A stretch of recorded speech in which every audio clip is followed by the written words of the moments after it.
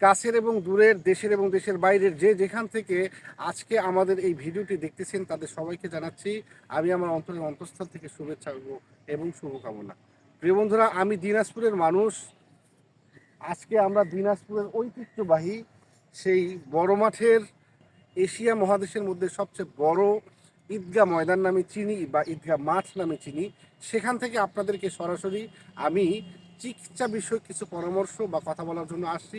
তাই আপনাকে বলছি, আপনি ভিডিওটি শুরু থেকে শেষ পর্যন্ত না টেনে না কেটে না স্কিপ করে দেখতে থাকুন। প্রিয় বন্ধুরা, আজকে কথা বলবো ক্যান্সার নিয়ে। আপনাদের মধ্যে অনেকেই ক্যান্সার নামটা শুনেছেন এবং ক্যান্সার নামটা শুনলেই আমাদের মধ্যে একটা ক্ষোভ বা কষ্ট বা আমাদের মধ্যে একটা ভীত সন্ত্রস্ত অবস্থা তৈরি হয় যে এই ক্যান্সার হয়েছে মানে মারা গেছে। আজকে আমি আপনাদেরকে ক্যান্সারটাকে কিভাবে, একজন পরিবারের কোনো ব্যক্তি ক্যান্সারে আক্রান্ত হলে কিভাবে এই ক্যান্সার ব্যক্তিটাকে ডিল করতে হবে এবং তার কিভাবে শুরু থেকে শেষ পর্যন্ত কোন ফলো আপে বা কোন গাইডলাইনের মাধ্যমে একজন চিকিৎসকের কাছে পরামর্শ এবং চিকিৎসা পর্যন্ত, রোগীর সুস্থতা পর্যন্ত কোথায় কখন কি করবেন, এই কথাগুলো বলবো। তা আপনাকে বলছি ভিডিওটি শুরু থেকে শেষ পর্যন্ত দেখতে থাকুন। প্রিয় বন্ধুরা, ক্যান্সার ক্যান্সার মানেই কি মরণ ব্যাধি? না, ক্যান্সার মানেই মরণ ব্যাধি না বন্ধুরা।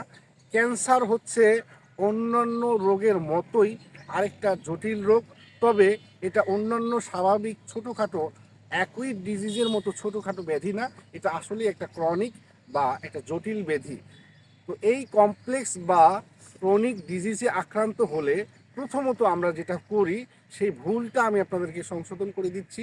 প্রথমত যেটা করতে হবে সেটা হচ্ছে কোনো ভয় পাওয়া যাবে না, বা পারিবারিকভাবে বিশেষ করে যারা অভিভাবক রয়েছে বা রোগীর খুব কাছের মানুষ রয়েছে, যেমন ধরেন কারো মা বা কারো বাবা, কারো চাচা, কারো ফুফা, এরকম কেউ যদি, প্রতিবেশী কেউ যদি ক্যান্সারে আক্রান্ত হয়, তাকে কোনোভাবেই সাহস বা তাকে কোনোভাবেই আপসেট বা তাকে কোনোভাবেই বিমর্ষ করা যাবে না। অর্থাৎ আপনি তাকে স্বাভাবিকভাবেই অন্যান্য রোগগুলোকে যেভাবে আপনি স্ট্রাগল করে করে সুস্থ হতে হয়, এই রোগটাকেও স্ট্রাগল করে করে আপনাকে সুস্থতার পথে হাঁটতে হবে। তবে এটা একটু জটিল ব্যাধি, এটার মানে এই না যে আপনি মারা যাবেন। তাই আপনাকে প্রথমত রাখতে হবে সাহস। দ্বিতীয়ত, আপনাকে একটা সঠিক গাইডলাইন এবং সঠিক পরামর্শ এবং সঠিক চিকিৎসা গ্রহণ করতে হবে। প্রথমত বলি, সঠিক গাইডলাইনটা হচ্ছে প্রথমত রোগীর কিছু লাইফস্টাইল এবং খাদ্যাভ্যাস, এখানে একটা পরিবর্তন আনতে হবে। এই লাইফস্টাইলটার মধ্যে প্রথমত রোগীকে যদি অন্যান্য ক্যান্সার হয়, যেমন ব্রেস্ট ক্যান্সার অথবা ইউট্রাইন ক্যান্সার অথবা ব্লাড ক্যান্সার অথবা ট্রাঙ্ক ক্যান্সার অথবা থ্রট ক্যান্সার অথবা প্রোস্টেট ক্যান্সার বা যে কোনো ধরনের ক্যান্সার হোক না কেন, রোগীকে পরিমিত হাঁটাতে হবে। রোগীকে পরিমিত পরিশ্রম মানে হালকা হাঁটাতে হবে। যদি এমন হয় যে first stage, second stage, third stage বা ফোর্থ স্টেজ, এই যে স্টেজগুলো রয়েছে, আপনি খেয়াল করবেন আপনার রোগী যেন ফার্স্ট এবং সেকেন্ড, সর্বোচ্চ থার্ড, এই তিন স্টেজের মধ্যেই থেকে আস্তে আস্তে এটা সুস্থ হয়ে যায়। এরপরে চতুর্থ স্টেজে গেলে রোগীকে বাঁচানো খুব কঠিন হয়ে যায়।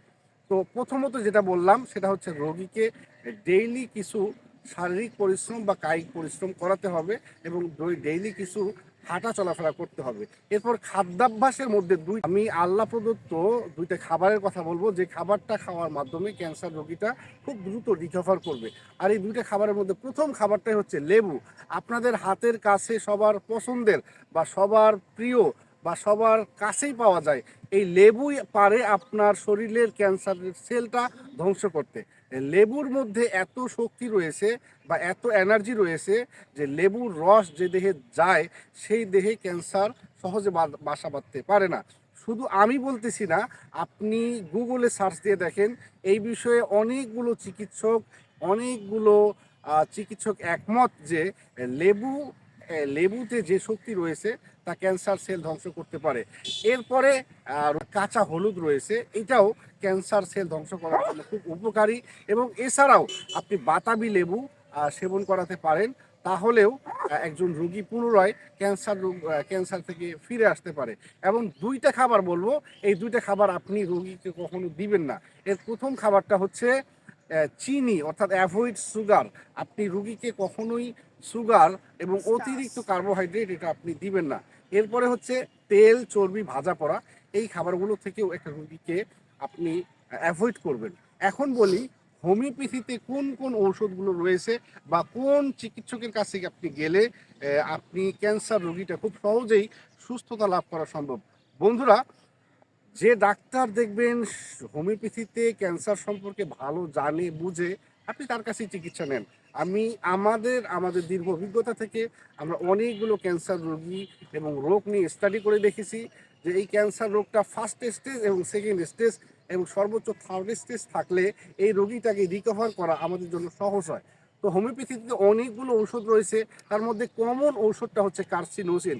যদি কোনো রোগী বংশগতভাবে জেনেটিক্যালি বা জিনগতভাবেই ক্যান্সারে আক্রান্ত হয়, যেমন কারো বাবার প্রোস্টেট ক্যান্সার ছিল, এখন তার মেয়ের বা সন্তানের ব্রেস্ট ক্যান্সার হয়েছে, তাহলে তার ঔষধ হবে কার্সিনোসিন। এরকম যে কোনো জেনেটিক্যালি যদি কারো ক্যান্সার থাকে এবং ওই পরিবারে যদি কেউ ক্যান্সার আক্রান্ত হয়, তাহলে তার ওষুধ হবে কার্সিনোসিন।